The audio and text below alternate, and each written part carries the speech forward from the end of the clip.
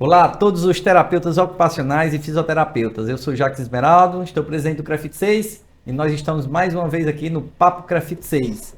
E dessa vez nós iremos falar de um assunto importantíssimo que está trazendo muita repercussão em todo o Brasil, que é sobre o ensino à distância, tanto para a fisioterapia quanto para a terapia ocupacional e seus impactos nos profissionais e principalmente para a população.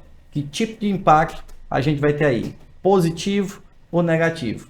Então, para esse papo aqui, nós trouxemos aqui duas grandes personalidades da terapia ocupacional, da fisioterapia, que é a doutora Francilena Bessa, que é terapeuta ocupacional e fisioterapeuta, e a doutora Vanina Barbosa, que é terapeuta ocupacional.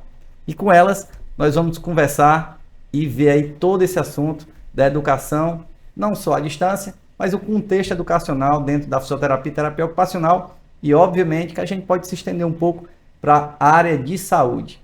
Então, para começar, a gente vai falar um pouco, narrar o que aconteceu nesse ano de 2025, que foi o decreto 12456 de 2025, que faz o marco regulatório do ensino à distância e também a portaria 378 de 2025, que determina quais são os cursos e a carga horária, o percentual de ensino à distância. Então, a gente vai falar um pouco sobre essas duas, o decreto e a portaria, quais são os pontos negativos e positivos dessa portaria e do decreto, para que a gente tenha aí realmente o que impactou no ensino na área de saúde e principalmente aí na fisioterapia e terapia ocupacional. E aí a gente vai fazer aí essa pergunta, né, que não quer calar, que é com todo esse arcabouço jurídico que a gente tem, legal, o que a gente tem, resumidamente, dentro da fisioterapia e terapia ocupacional, tá? Então, a gente sabe aí que ficaram de fora da área de saúde a odontologia, a enfermagem, a psicologia e a medicina, fora aí dessa portaria, fazendo que isso obrigatoriamente deve ser 100% presencial. E aí fica aquela pergunta, por que psicologia, enfermagem, odontologia, medicina, obviamente, a gente defende que tem que ser presencial mesmo, ficaram presenciais e a fisioterapia e a terapia ocupacional não? Já que a gente tem aí uma questão bem peculiar, que é trabalhar exclusivamente com as mãos. E aí vocês imaginem, nós estaremos aí fazendo uma avaliação de um paciente, seja idoso, seja criança, e a gente precisa de fazer a palpação. Então como que a gente vai aprender isso numa universidade, numa faculdade aí de ensino à distância? Então vai ser muitos assuntos aqui que a gente vai debater sobre essa questão do ensino e vamos começar com a primeira pergunta, né? Então vamos lá, o que é, né, doutoras, que vocês acham aí sobre o impacto desse decreto e dessa portaria do MEC sobre quem vai começar falando aí? Vamos começar aqui com a doutora Vanina, né? Vamos começar com a doutora Vanina aí, de falar sobre o que ela acha, né, do que vai impactar na terapia ocupacional, na fisioterapia, enfim, na área de saúde, de forma geral, esse decreto e essa portaria do MEC. Bom, acho que primeiro é um assunto bem delicado, né, e super polêmico. Eu acho que é a questão da modalidade, né, que acho que o presencial ou o EAD, a gente tem várias questões, essa modalidade de ensino. Acho que a questão é como essas coisas chegaram para a gente. Eu não consigo, né, enquanto terapeuta ocupacional, mas também enquanto docente, como é que eu vou ensinar técnicas extremamente importantes e que podem impactar diretamente na funcionalidade, no desempenho, na vida da pessoa, por um sistema de internet. Como é que eu vou ensinar uma avaliação? Como é que eu vou ensinar esse sujeito a avaliar, a conduzir esse desempenho, a intervenções mais, né, invasivas e não invasivas aí na área da saúde de maneira geral, através dessa questão? Acho que é um ponto que a gente precisa refletir. Em contrapartida, eu acho que algumas coisas começaram a colocar no lugar, né? Acho que teve um impacto aí do MEC trazer essas novas portarias, esses novos decretos, no sentido de dizer assim, tá, vamos começar a organizar. Agora, como é que eu organizo colocando 40% de presencialidade?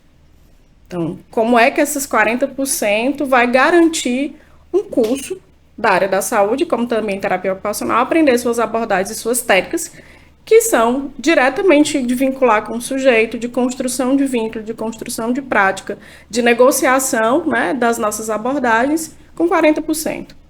Né? Eu falo, por exemplo, que é o que está em voga hoje, que todo mundo conhece, que é a integração sensorial. Como eu vou ensinar um aluno a utilizar aqueles equipamentos, né, suspenso, através de vídeo. Que é cheio de detalhes. E eu posso colocar em risco, né? Porque tem uma coisa que eu escutei esses últimos dias a gente conversando, o impacto que a gente tem enquanto terapeuta ocupacional na vida da pessoa, né? A gente tinha a grande ilusão que eu não poderia ter um impacto que tirasse essa funcionalidade, que tirasse a vida desse paciente com os nossos recursos e as nossas técnicas. E a gente pode, né? Como é que eu vou ensinar uma manipulação, um posicionamento? Como é que eu vou gerir um atendimento beira-leito na rede hospitalar? Como é que eu vou dizer esses parâmetros para o sujeito via online, que eu estou lá manipulando, às vezes, o paciente intercorre, entra na parada cardiorrespiratória, às vezes com o posicionamento que a gente fala, gerando, às vezes, uma ansiedade, todos os parâmetros dele se desorganizam. Como é que eu vou ensinar isso online?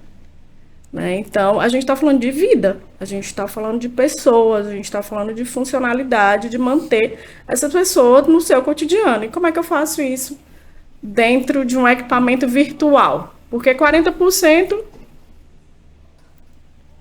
que tempo eu vou ter disso? Porque praticamente a gente faz abordagem, pelo menos observacional, desde o primeiro semestre até os estágios. E 40% não é só estágio. Né? A carga horária de estágio é muito maior do que 40%. Então, assim, são muitos questionamentos e como é que as universidades vão se comportar diante disso? Já estão, né, se comportando e de forma bem depreciativa, vou dizer assim, porque acaba interferindo diretamente na profissão, no nome da profissão. E tanto a terapia ocupacional, e minha preocupação com a terapia ocupacional nesse sentido é até um pouco maior, porque a gente encontra formadores fisioterapeutas, mas não encontra formadores terapeutas ocupacionais. Nós estamos com duas aqui, que trabalham em universidades, né, que estão se dedicando a fazer uma boa formação. Entretanto, nem sempre as condições dentro da universidade, da faculdade, é o que vocês desejam. Né? Então, a gente já vê esse impacto aí que a doutora Vanina tem falado aí, de uma forma negativa, né? Eu não queria dizer esse nome, mas realmente é negativa. A gente, não são todas, tem universidades sérias, né, presenciais, mas é bem complicadinho. E eu vou direcionar aqui agora a doutora Francilena, a pergunta bem simples, tá? Então aí a gente tem, doutora Fran, a questão de, com essa portaria e esse decreto, o MEC acaba com a EAD 100% na saúde. Tá? Foi um ponto positivo.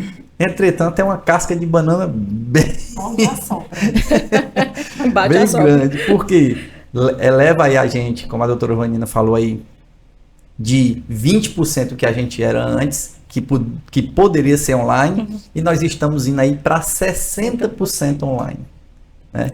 Então, eu vou dizer 40% presencial. Isso não vai conseguir suprir as necessidades da profissão, que a gente sabe que não supre nem com os 100% presenciais, quanto mais com 40%. E dentro desse 40%, a gente tem uns 20% obrigatório dos estágios. Ou seja, sobra 20. Só sobra 20% presencial. Ou seja, Né? E assim, a gente tem que dar nomes aos bois, porque nós tivemos aí o ministro que assinou isso, foi o nosso cearense, que foi um bom governador, mas o que é certo, e o que é errado tem que ser dito também. Sim. E ao meu ver, e acredito que muitas pessoas, a gente tem conversado no conselhinho sobre isso, de que foi uma péssima portaria em ter deixado a área de saúde dentro desse âmbito aí, porque, como a doutora Vanina falou, a gente já tem aí o problema social. A gente não vai conseguir dar à população uma assistência de qualidade e nós já estamos recebendo denúncias sobre isso.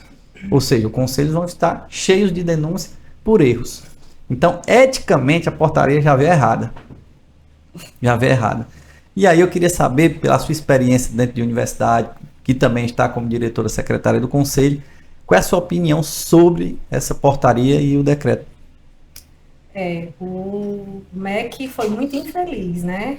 Eu acho que é a minha opinião, mas para além da opinião, é algo que é muito da nossa, né? Que nosso conselho, nossa docência, nossa profissional de saúde, foi uma,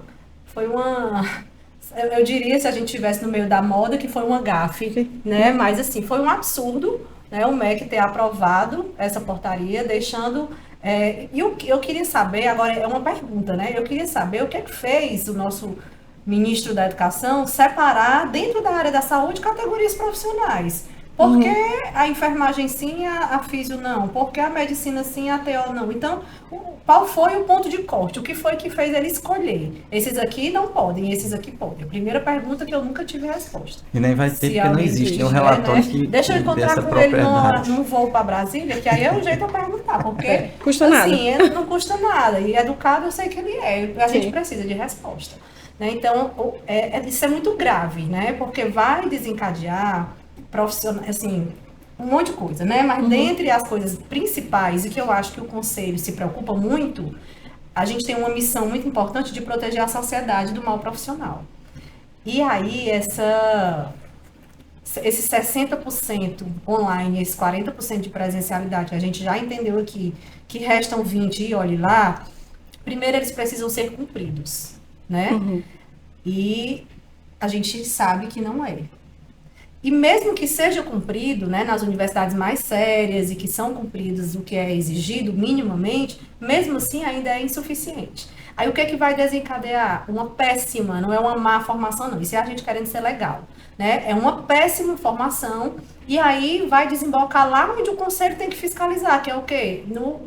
Estágio, né? Na questão da sociedade ser prejudicada. Então, um terapeuta ocupacional que tem uma formação medíocre, onde mal se tem terapeuta ocupacional dando aula ali naquele curso de graduação, ele não pode dizer que está fazendo terapia ocupacional. Só que ele vai ter legalmente como dizer, porque ele está certificado, ele tem um diploma, o CREFIT tem que fazer o registro e aí? Isso. Né? Mas aí a terapia ocupacional raiz, como a gente costuma falar, né, ela está se perdendo. Sim.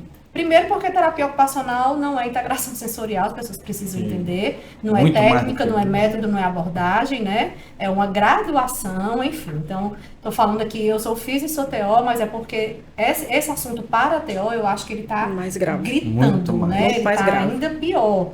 Né? Eu estou dentro da docência da fisioterapia, que está relativamente tranquilo, com relação a formadores, né? Quando a gente compara a terapia ocupacional, né? Então, a TO teve nesses últimos anos esse grande boom na assistência, e aí, claro que uma coisa puxa a outra, né? E quando veio para a docência, a gente hoje tem dificuldade de selecionar professores. E aí eu tive uma reunião recente com a Reneto, que é responsável pela formação, né, dos profissionais, responsável por ensino e pesquisa, né, na terapia ocupacional nacional. E a grande preocupação e foi uma sugestão, inclusive, do CREFIT 6, né, contribuindo com a Reneto, de o que a Reneto pode fazer para ajudar na formação dos terapeutas ocupacionais que estão na assistência, para que eles também possam ir para a docência. Porque a gente, quando é terapeuta ocupacional, ou quando é fisioterapeuta, a gente é assistencial, é diferente. Sala de aula não é para amador, não, viu? Né? Sala de aula só enfrenta quem tem sangue no olho e sorriso na voz. Porque a gente acha que porque eu sei atender no meu consultório ou no meu no domicílio, eu vou para a sala de aula dominar uma sala com 50 cabeças pensantes, que estão ali com o chat GPT toda hora te questionando por que isso, por que aquilo. Então, não é para todo mundo. Né? Então, a gente precisa de formação. Eu tenho mestrado, doutorado, não sei o quê, mas se eu não tivesse uma formação específica na docência, eu tenho uma especialização que ela é muito, entendam, né, o que eu vou falar, não de titulação, mas hoje ela é muito mais importante para mim do que o doutorado, que foi, eu fiz uma especialização em docência do ensino superior. Ela hoje, para mim, eu utilizo todo dia, o dia todo. Né? Então, ela hoje é muito cara para mim. Se eu fosse escolha todos os seus títulos, qual é que você quer permanecer por conhecimento e por fazer sentido na sua prática. Eu escolheria essa.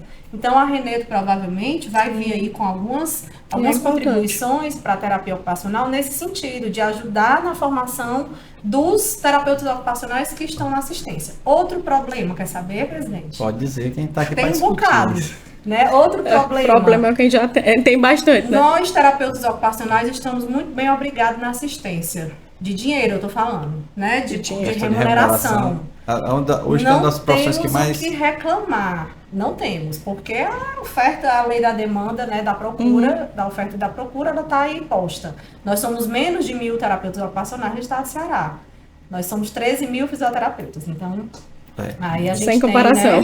Né, sem comparação. Fora o CNPJ, a gente né? vai ter aí umas 600 e poucas TO na ativa. Na ativa. Então, assim, é muito pouco, porque onde cabe físio, cabe TO. Já com a formação da UES, eu estou contando, tá? Eu sei. Onde cabe físio, cabe TO. Em quase todos os âmbitos, né? De assistência. E a TO ainda tem o SUAS, ainda tem a educação, para além da saúde. Sim, então, é muito amplo e não tem profissional. Então, na assistência, está todo mundo muito bem obrigado, falando financeiramente. Por que, então, que eu vou deixar meu consultório, meu atendimento domiciliar, que eu recebo ali, faço o que eu tenho que fazer, ir para casa e não me preocupo com correção de prova, com planejamento, e vou ganhar uma hora aula num valor de 80? 80?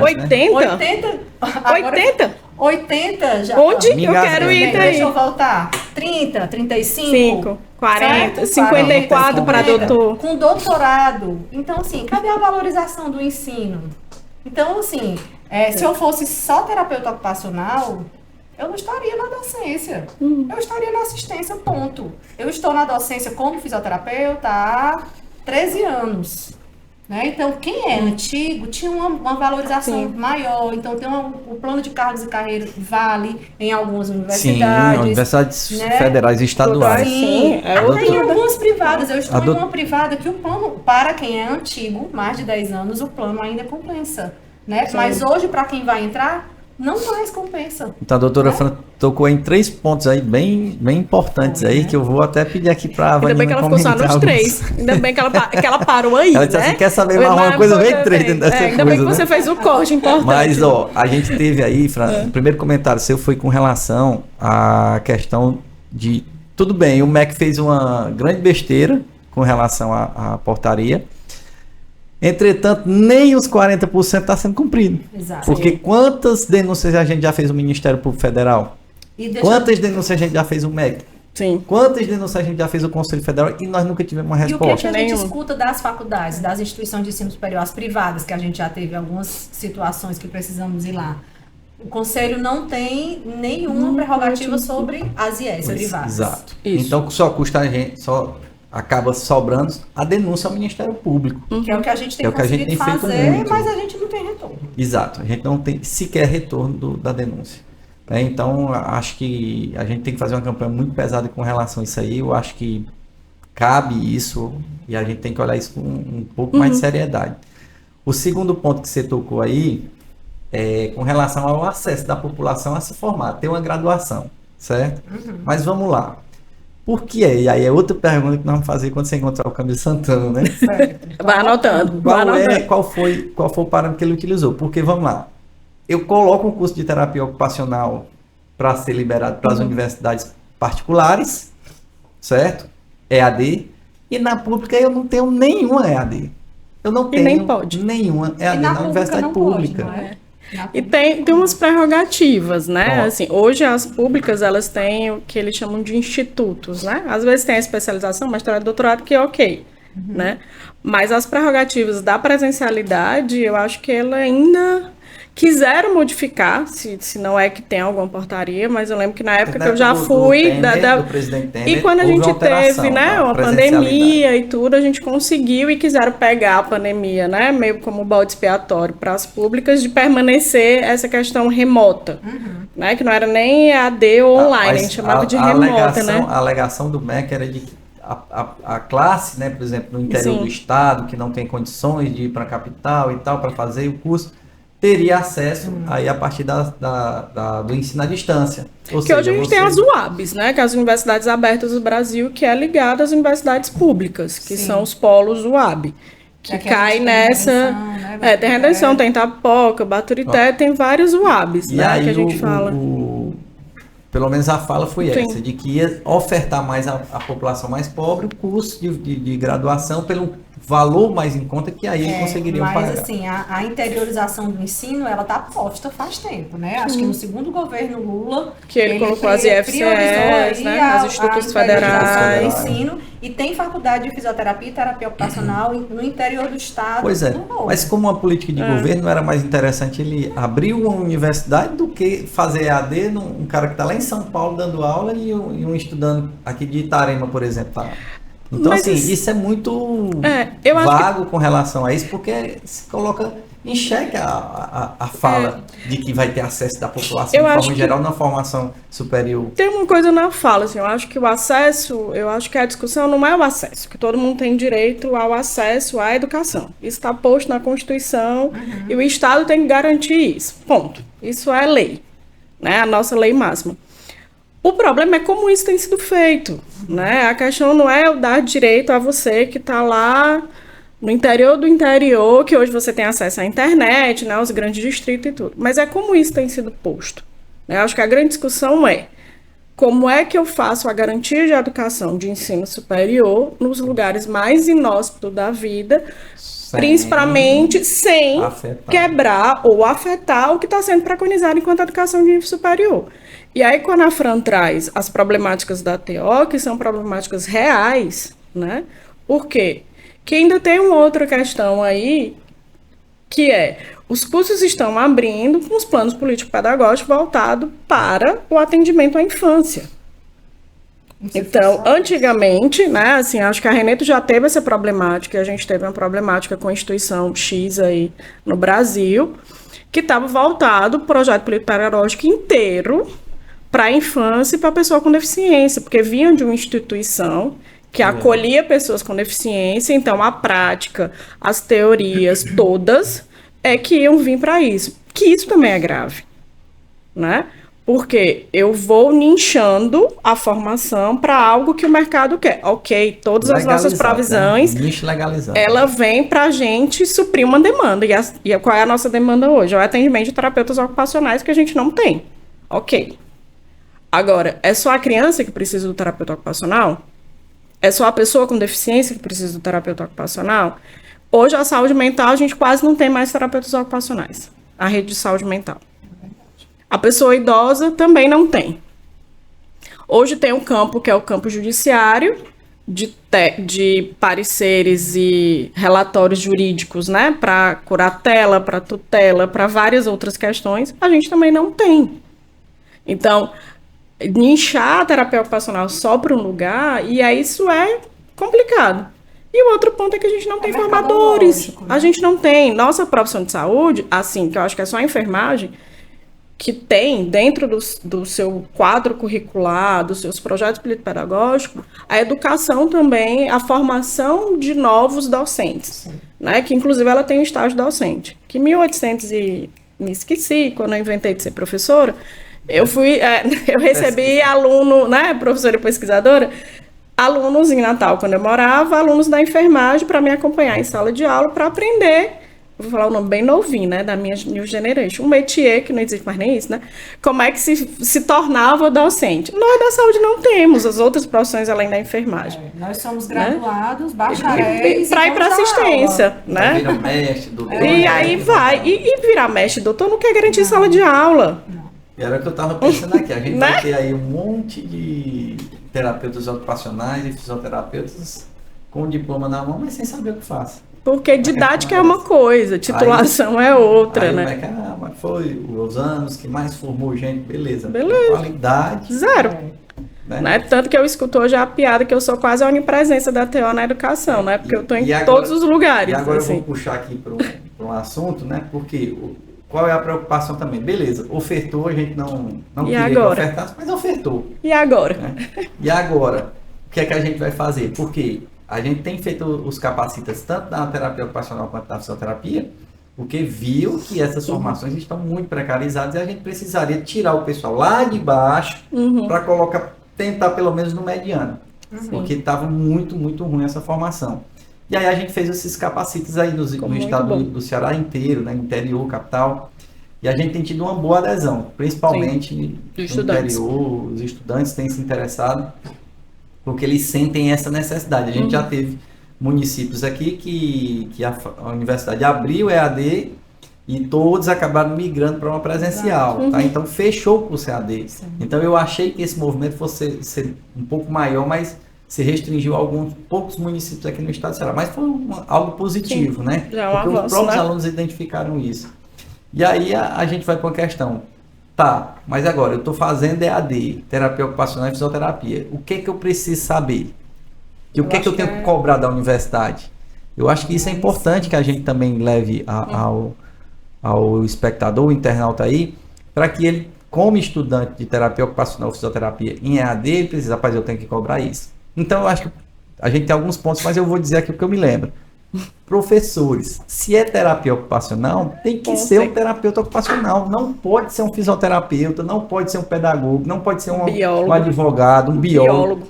Não é A não ser proibido. que sejam as disciplinas de base. Anatomia, bioquímica, farmaco, pode. Beleza. Mas qualquer Específica, disciplina específica não pode. Que vai ter alguma técnica da fisioterapia ou da terapia ocupacional, tem que ser o profissional da área formado e registrado no conselho. Porque se é prática, eu tenho que estar com o conselho ativo. Isso, Tá? Então também. é a primeira coisa aí que eu acho que eu vou pedir Isso para é vocês, importante, para vocês essa parte. comentarem, né? Eu me lembro, doutora Vanina, que quando a gente abriu lá a comissão de educação, que a doutora Fran faz parte, a doutora Vanina faz parte, a doutora Vanina foi em Itapipoca fazer uma fiscalização.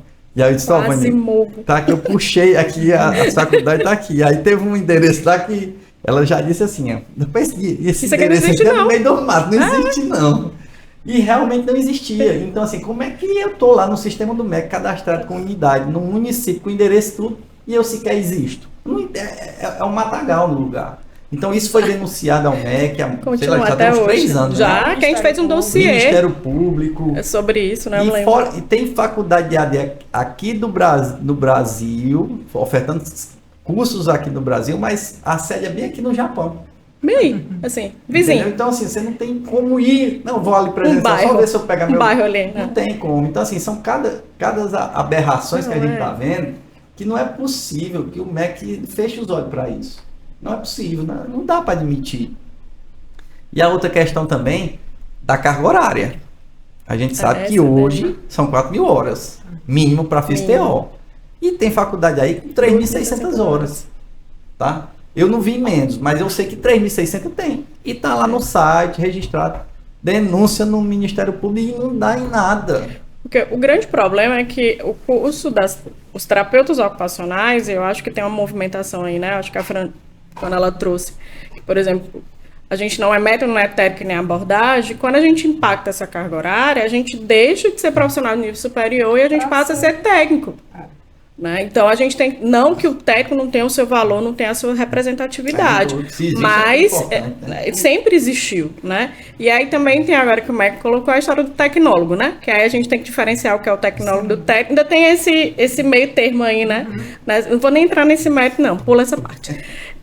Uma outra coisa também, acho que o aluno tem que verificar quem são os seus docentes, aí eu não estou falando de título, eu estou falando de quem, se é terapeuta ocupacional, é registrado no conselho, que tem que estar para fazer prática, que a gente esquece dessa parte, né? Tem que estar ok com o conselho. Uma outra coisa também é a infraestrutura. Tá, eu tenho lá minhas 20, eu não vou nem pegar as 40 não, né? Vou ficar com 20. 20 de prática, aonde e como? E com quem? Eu tenho um laboratório específico de TO? Doutora Vanina, eu vou interromper aqui só um pouquinho, mas vamos lá. Se eu sou dono da universidade, reitor, e eu vou abrir um curso de terapia ocupacional ou fisioterapia, e eu não tenho campo de estágio, eu não tenho como abrir esse curso.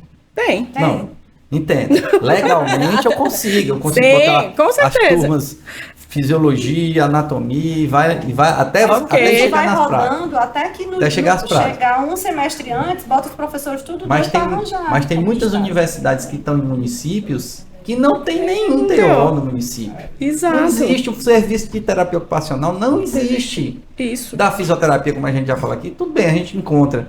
Mas da terapia ocupacional não encontra, não tem como fazer o estágio, não tem como fazer isso. E aí a gente tem que lembrar que, por exemplo, eu vou trazer para a nossa época, né? Porque assim, não existia, o professor ele tinha uma carga horária e ele era pago para isso, para acompanhar o aluno e ensinar na prática, né? Assim, porque existe o professor que acompanha e tem um preceptor, que é aquele que está lá no serviço, que recebe o aluno. Então, eu acho que isso também é uma nova problemática dessa formação, né? Como é que eu coloco um curso?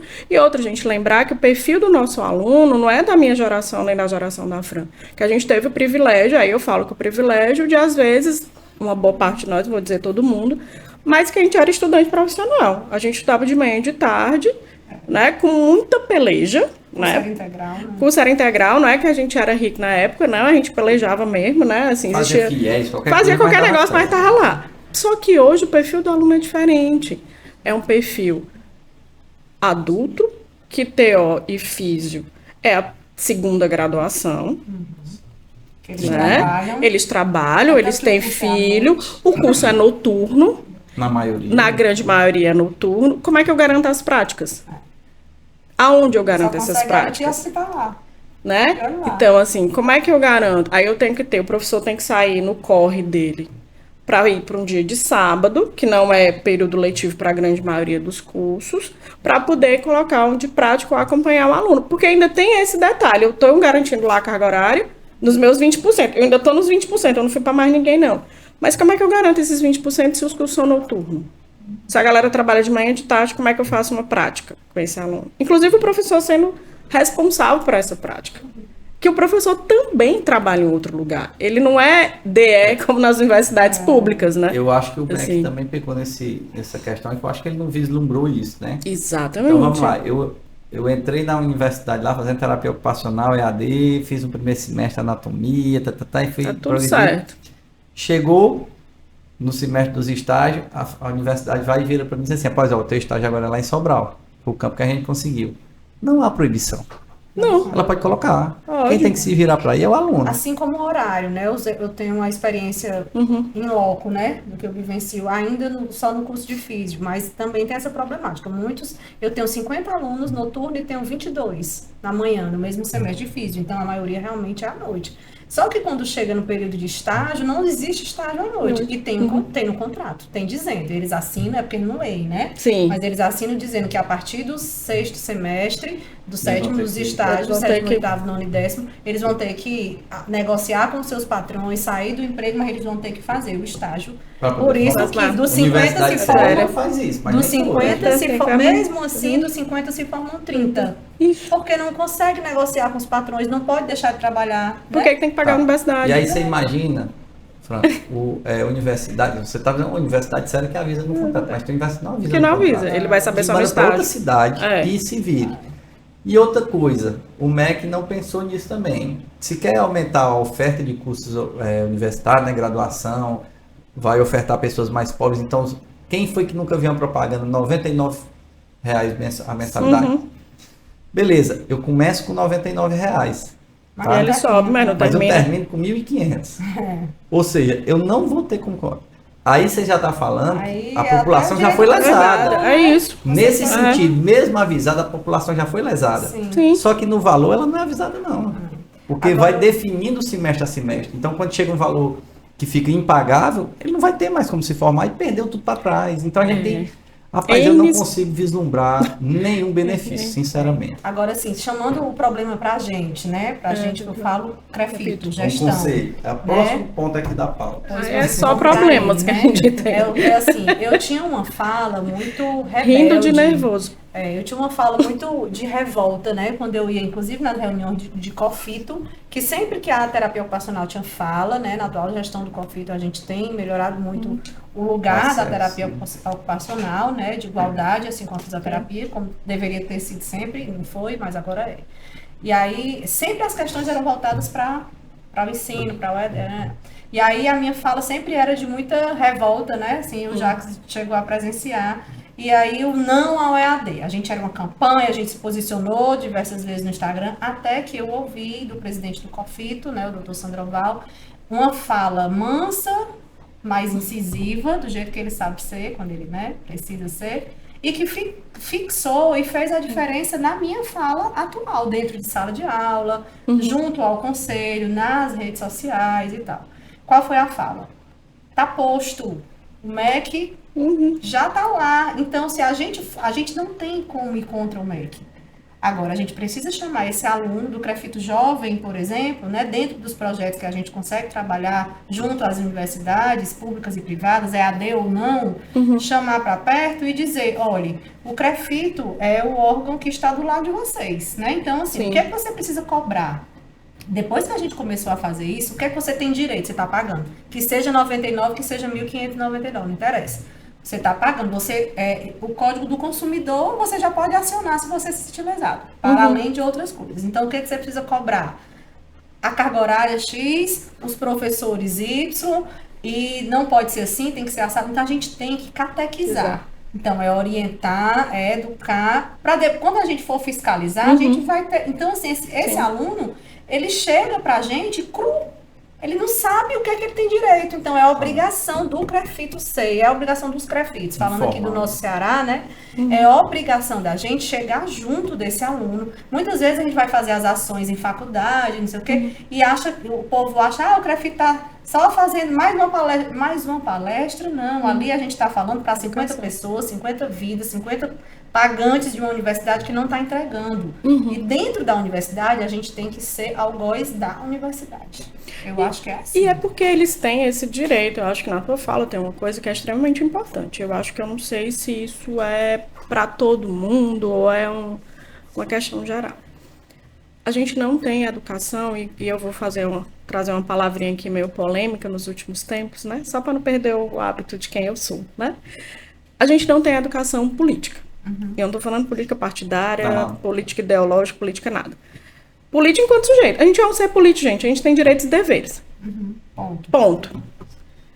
Quando a gente traz para a política profissional, pronto, aí piorou de vez. Porque a gente não tem essa educação. A gente já não tem educação enquanto adulto, enquanto sujeito no mundo.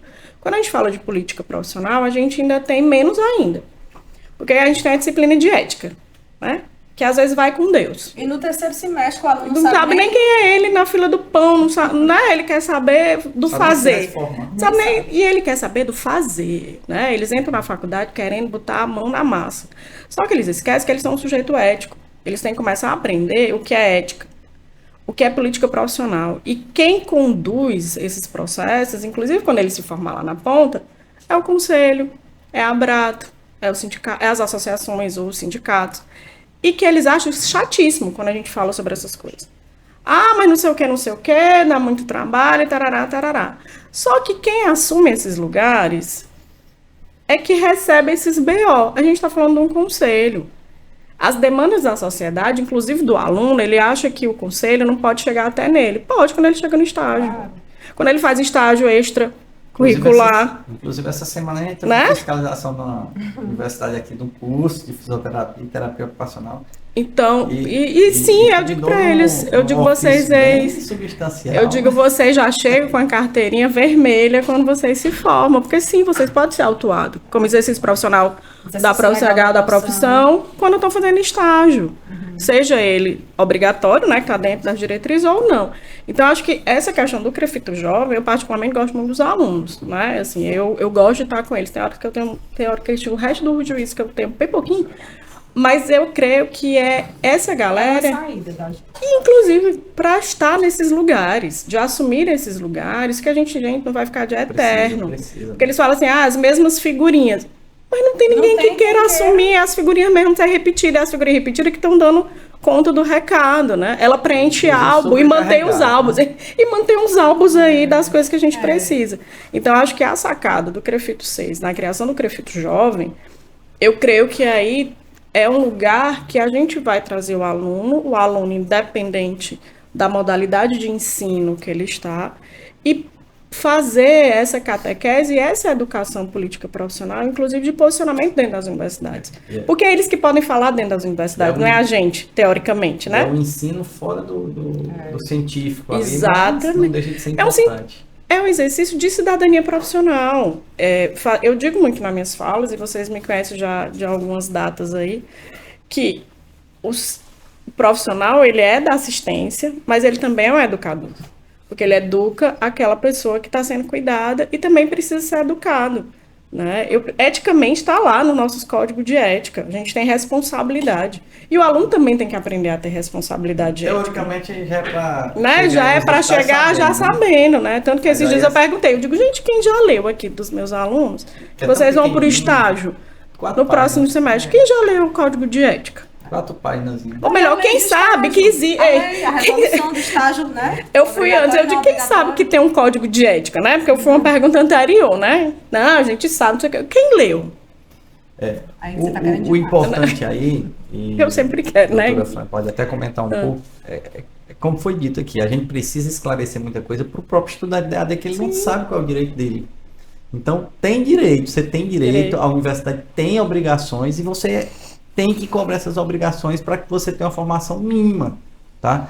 Então, a questão dos estágios, existem regras para isso. A faculdade não pode dizer, não, faça e traga uma declaração. Não. Não existe isso, não existe, tá? Então, podem denunciar o grafito, tá? Por quê? Porque a gente repassa quem é de direito, ou ao MEC e ao Ministério Público Federal. É importante que você é o que tem menos culpa no processo. Né? Então, na maioria das vezes, quem tem culpa é a universidade. A gente tem recebido muitos relatos, feito denúncias, conversado com alguns coordenadores, ajustados a alguns pontos. A gente já teve curso aqui que era EAD e que passou a ter semipresencial, o que era proibido, a gente detectou, conversou. Então, assim, a gente teve alguns ganhos. Só que a gente não tem poder de dizer, ó, não pode ser assim, acabou, vai ter que ser desse jeito. Não, você precisa, o aluno precisa aí estar também ciente do que é o certo e do que é errado. E eu acho que esse momento aqui é importante para que a gente relate sobre isso. E além disso, né, eu vou pedir para a doutora Fran comentar, mas antes eu vou falar sobre algo. Então, se o MEC criasse uma agência reguladora também, né, ele seria o regulador, mas ele não está fazendo o papel que deveria. Nós temos o Ministério da Saúde e a gente tem a ANS, que é a Agência Nacional de Saúde Suplementar, que é dos planos privados, né, operadora de plano de saúde. E aí a gente poderia criar aí para o MEC também. O MEC poderia criar né? A Agência Nacional de Graduação Universitária, um ANGU, né? Porque o que é feito é um ANGU aí. Então a gente precisa ter alguém regular. Mais cearense possível. Porque o MEC não está fazendo o papel dele. Eu acho que precisaria. Fez a besteira e mesmo assim não está pegando nem o mínimo para dizer, não, realmente vocês estão certos, vamos aqui, pelo menos corrigir isso aqui. Nem ou corrigir não, vamos fiscalizar isso aqui. Não quer. O MEC não está nem recebendo as Eu tive nas séries em 2023. Nem as representações, 2023, né? Como a Reneto, elas não recebem. A portaria é 25, mas em 23 eu já tive na festa com o Dr. Rafael Ferres, conversando com os diretores lá, para falar sobre essas questões da AD que estava indiscriminada. Aí veio o MEC, soltou a portaria agora, nós vamos regulamentar. Né? E veio a casca de banana dentro e enganou todo mundo. Sim. Né? Então, assim, eu acho que é uma sugestão, a gente manda para onde? O MEC precisa também fiscalizar isso. A gente manda. Mas, doutora Fran, a questão, quais seriam os parâmetros importantes que você acha que o aluno da EAD precisa saber e cobrar da universidade? A primeira coisa, me ajuda, né, Vanilla? Vai. A primeira coisa eu acho que é a obrigatoriedade de que seus professores sejam terapeutas ocupacionais e fisioterapeutas. Primeira coisa, isso aí é o básico, aquele óbvio que não precisaria ser dito, né? Mas vamos lá. Mas que precisa. Tem que ser dito, né? Então, se eu vou fazer uma disciplina, Fundamentos da Terapia Ocupacional, quem está dando é o físico. Pronto, pode dizer que você não vai assistir. Não vai, então eles têm esse direito de cobrar, né? E eu, dentro da universidade que é privada, que eu ensino, eu digo lá com o risco de ser demitida. Se o professor de vocês não for um TO, se o professor de vocês não for um físio, se retirem de sala de aula. Sabe o que foi que teve essa semana lá? Eu mandei uma mensagem para você. Panelaço. Em plena universidade privada. Eu nunca tinha escutado falar. Isso é coisa de... E aí o corredor era... Isso é o povo da... Aí disse o nome de uma universidade que é pública. Sim. Eles estão tudo contagiados. Eu disse que bom. Por quê? Era exatamente por uma questão de ter um profissional que não era da categoria. De ser não está funcionando. Né? Então, eu acho que a primeira coisa é essa. A segunda coisa é a questão da carga horária, né? Que tem que ser cumprida. Eles precisam entender, eles precisam pegar o PPC, que eles têm acesso. No primeiro dia de aula, a gente coloca lá nas plataformas. Porque ele é público, né? É um documento público. Ele é público, como a ementa da tua disciplina, ela está sendo dada. O cronograma daquela disciplina está sendo cumprido pelo teu professor, isso é um direito. E a carga horária está sendo ok? A teoria e a prática está sendo... Tem prática? Né? Primeiro, tem prática. né? E essa prática, ela está sendo sendo cumprida. supervisionada, certo? É uma coisa. É a segunda coisa. O que mais, menina? Me ajuda. Eu acho que é estrutural, né? Só A questão complementando estrutural. essa fala da doutora Fran aí, e a doutora Vanilla interrompendo aqui, Vem a cá. gente recebeu uma denúncia agora recentemente da universidade que é semipresencial, né? Aí vamos lá, fica 3 dias em casa assistindo aula online e 2 dias vai para O polo. o polo. Chega lá, assiste aula online No polo. É igual do polo, que mas quer tá lá fazer no reunião. polo. Tá lá no polo. Então assim, rapaz, chega a ser Tragicômico. Cômico trágico. Eu não sei nem qual é a pessoa relação, tá né? pagando para ser enganada, né? É como se não fosse trágico, né? É. Então, assim, é difícil. A É questão muito dos difícil. estágios, existem as resoluções, Resoluções, né? é. Que aí eles precisam saber o que é CREFITO, o que é COFITO, o que é associação, o que é sindicato. Na primeira aula, uma das primeiras aulas que a gente dá na faculdade, eles não sabem nem que curso escolher, ainda estão meio atordoados, mas a gente precisa puxar para os pés no chão. Ó, vocês fizeram a melhor escolha da vida de vocês. Escolheram terapia ocupacional. Começa logo a aula assim. Porém, vocês precisam entender o que é. E quem é que rege. E quem é que é responsável pelo quê. Quem é que faz as leis. E quem é que obedece. Quem é que fiscaliza. Então, isso tem que estar muito claro e com uma linguagem acessível, que aí é o dom, né? O dom misturado com a sabedoria da docência, que a gente tem que atingir aquele aluno que está dormindo, aquele outro que está com fone, aquele outro que está atento. A gente tem que pegar em todas as linguagens atingir. Quando a gente chama para perto e diz o que, por exemplo, na lei do estágio, o que é que eles têm direito, né? E tem o estágio obrigatório, que a faculdade é quem vai articular, você vai, tem o seguro, tem os documentos que você precisa assinar, e o estágio não é obrigatório. Aí a gente tem que polemizar em sala. Você tem um parente lá no interior que é dono de uma clínica, que tem físico e que tem TO. Nas férias, tu vai passar 15 dias charrando, mas uma semana tu quer pelo menos aproveitar para aprender. Tu pode fazer ou não pode? Todo mundo. Não pode. Pode. Pode, contanto que essa clínica esteja regularmente cadastrada, toda atualizada, tanto na universidade quanto no conselho. O conselho precisa saber, e vou dizer uma coisa, nunca sabe. O conselho precisa ser informado que lá naquela clínica está tendo um estágio que é não obrigatório. Então, isso tudo é a catequese mesmo, é aquele trabalho de formiguinha cansativo, rotineiro, e que a gente faz nas IES, mas a gente, conselho, também tem que fazer. Essa fala, ela cabe em todo canto. A gente roda o Ceará todo. Eu, nos primeiros 2 anos, fiz muito com o Jax. Depois o Jax seguiu aí com outra equipe. A gente teve uma mudança aí, né, na gestão em relação a quem vai para o interior. Mas essa fala, ela tem que estar na boca do presidente, sempre, em qualquer oportunidade. Ela tem que estar na boca do professor colaborador, como a gente tem, doutor Bernardo, doutor Ramon. Eles têm que, na fala dos capacitas que são pelo interior, e os próximos que virão, tem que ter essa fala inicial, para depois ir para a parte técnica, porque isso é politizar. Né? Então, a gente não pode perder essa essência, que a gente, quando era na graduação, a gente até talvez achasse chato. Mas hoje a gente está aqui e é nosso papel falar sobre isso. E a gente necessita, gente. A gente tem que contextualizar que isso é um assunto do hoje que vai fazer a diferença deles quando sair, né? Então, assim, acho que o ponto também é dessas questões, assim, eu estou dentro da faculdade, tenho prática, essa prática é aonde, com quem? Quais os recursos que a gente tem? Estágio, quem faz convênio de estágio não é o aluno. Tem que ter um setor da instituição chamado coordenação de estágio, que ele é que é responsável de ver dentro do estado, né? Eu não vou nem polemizar ficar só nos lugares, não. Dentro do estado, ok, consegui um estágio, eu sou de Fortaleza, consegui um estágio em Sobral. A universidade tem que garantir esse transporte para o aluno, porque quem faz isso é a coordenação de estágio. Tem regras, né? É regra da instituição, não é o aluno que sai com papel, que bate na porta, né? Desse questão e vai. Quando se refere à regra aqui, é lei, viu? É lei, ela tem regulamentação, não é assim, criei da minha cabeça. Aí uma pergunta que a gente recebe, só para fechar essa também, é o profissional que pergunta. Estão chegando aqui na minha clínica, estão batendo na minha porta, o aluno que quer fazer estágio, eu não recebo. Eu posso ou eu não posso? Depende. Primeiro porque não é o aluno que tem que bater na sua porta. Quem tem que bater na porta, você vai orientar, diz assim, ó, quem tem que vir aqui, ou é o seu coordenador, eu estou falando do obrigatório. Alguém da IES que venha. Você precisa fazer o convênio, e esse convênio é com a IES, não é com o aluno. Né? E outro, se você não quiser, você tem esse direito. Você não é obrigado, até porque você não está dentro desse mapeamento da docência. Né? Agora, se você é empregador e quer estágio, aí você procure a IES também e o CREFITO para poder fazer o estágio não obrigatório. E vão fazer direito. Estágio é estágio, atendimento terapêutico, AT é AT. Aplicador aba é aplicador aba. Tem 3 coisas diferentes. Não são as mesmas coisas. Aí dá outro podcast. Eu sugiro. Parei por aqui, vou até beber Mas água. aproveitando aí essa fala da doutora Vou Vanina, até eu beber vou só aqui fazer um lembrete a todos os proprietários de clínicas, que recentemente a gente fez um concurso do Conselho CREFIT 6 para fiscais.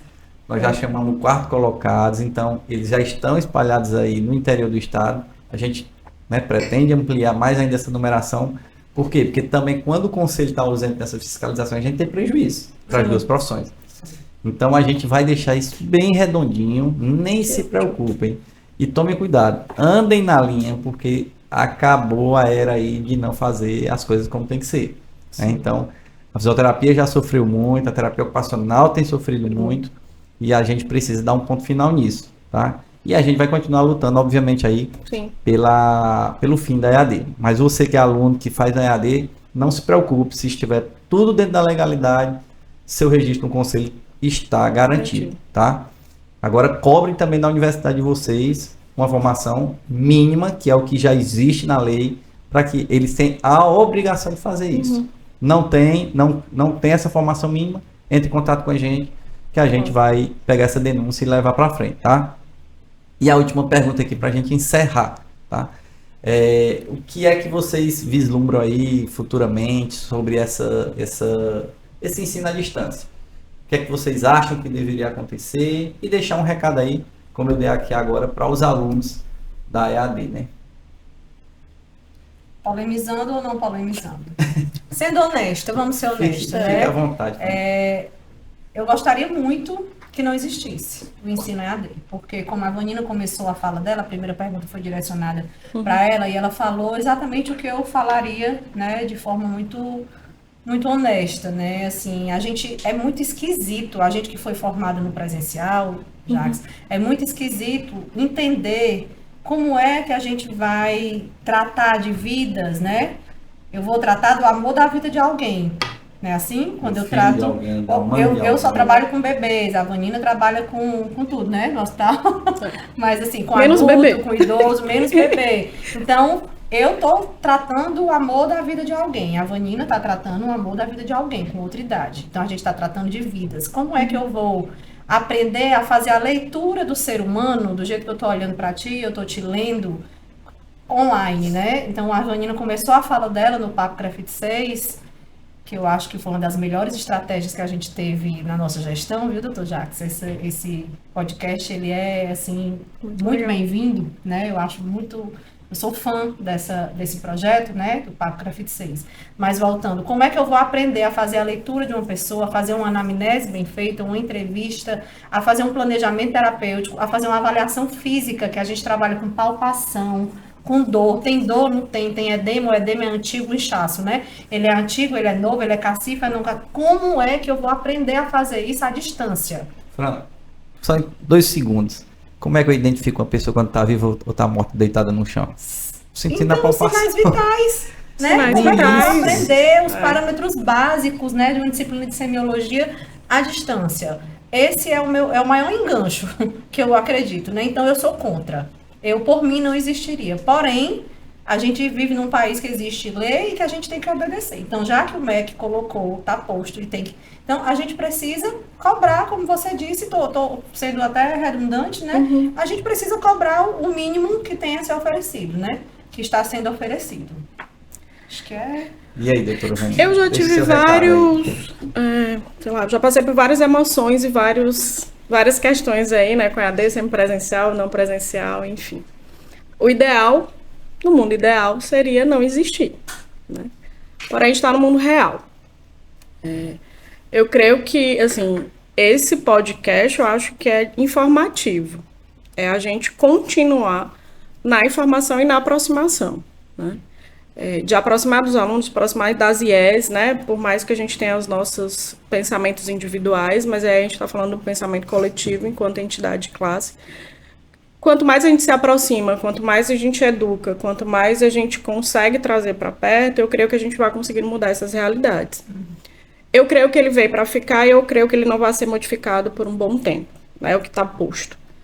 E é criar essas estratégias. É o Papo Crefito, é o Crefito Jovem, é os Capacita, é a fiscalização, né? Fazer uma campanha em massa, é conversar com essas IES, é trazer, eu acho que foi um ponto positivo, a gente trazer o EAD para o semipresencial e esse semipresencial a gente diminuindo as cargas horárias, né, a distância para as cargas horárias presenciais, é criar espaço junto com a Reneto da formação, de trazer para perto os profissionais que tenham interesse em ser formadores, e com a Benfísio, né? Também, E junto com a Benfísio da fisioterapia, da gente criar formadores, né? De ter possibilidade de chamar, porque às vezes o assistencialista, né? O profissional que está lá na assistência, ele tem vontade, mas ele não sabe por onde começar.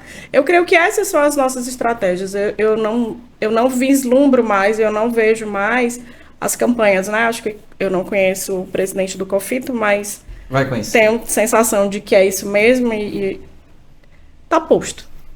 É daqui para frente. A gente não pode mais daqui para trás. A gente tem que agregar. Né? A gente tem que chamar para perto. Porque quanto mais a gente do contra, né? Isso acho que a neurolinguística fala muito bem, aquilo se torna aversão. E a gente às vezes não tem aproximação. Eu continuo sendo da galera do diálogo. Às vezes uma voz um pouco mais incisiva, às vezes um pouco mais baixa, né? Às vezes um dito aqui, um dito lá. Mas eu acho que a gente tem como mudar. E assim, o Crefito tem criado estratégias ao longo do tempo de aproximação. E eu creio que seja isso. É ver o que está dando certo e continuar e ver outras estratégias com as outras entidades, principalmente de ensino, né? Da categoria tanto da FIS como TO, e poder levar para frente. É trabalhar com o que está aí. A gente tem que trabalhar. A gente tem que ter a consciência disso, né? Obrigatoriedade legal. Então, assim, a gente não vai mais brigar com isso, eu né? Já recebi 3 liminares no meu CPF, eu não quero mais outra, não. Eu acho bom, né? Assim, eu acho bom o senhor começar a responder, mas, enfim, de trazer, né? É isso. Bom, pessoal, quero agradecer aqui a doutora Francilena Bessa, a doutora Vaniana Barbosa aqui por estarem presentes mais em um Papo Crefito 6, falando aí sobre EAD, sobre toda essa problemática, mas também soluções para que a gente consiga minimizar o prejuízo máximo possível. Acho que o papel do conselho realmente é esse, falando aí de todo esse impacto social, na população de forma geral, nos doentes, né? Porque a área de saúde não é algo simples, ela já é difícil por si só, e você não prestar um serviço de qualidade, isso é muito ruim, né? E você eticamente acaba saindo aí do âmbito, né, que deveria ficar e permanecer, que é no âmbito ético. Mas não sai. No âmbito ético. E aí a gente precisa ter aí que o Crefito, né, o conselho esteja presente para que a gente consiga minimizar, como eu falei, esses prejuízos. Bom, e você que esteve com a gente aqui, nos ouviu, estamos aí ao ar no YouTube e no Spotify. Compartilhe esse podcast com todos aí que você conhece, principalmente os alunos aí de EAD, para que eles consigam cobrar, né, a sua instituição de ensino superior, o ensino de qualidade, para que a gente consiga sair com profissionais muito mais preparados que a gente tem hoje. Contem com o Crefito 6, nós estaremos ainda com os capacitas aí durante todo esse ano de 2026 e continuaremos nos anos seguintes, porque tem dado muito resultado positivo, e com a ajuda aqui das duas conselheiras, inclusive, nós estaremos aí muito mais fortes com a terapia ocupacional e a fisioterapia. E abraço a todos, e curtem e compartilhem.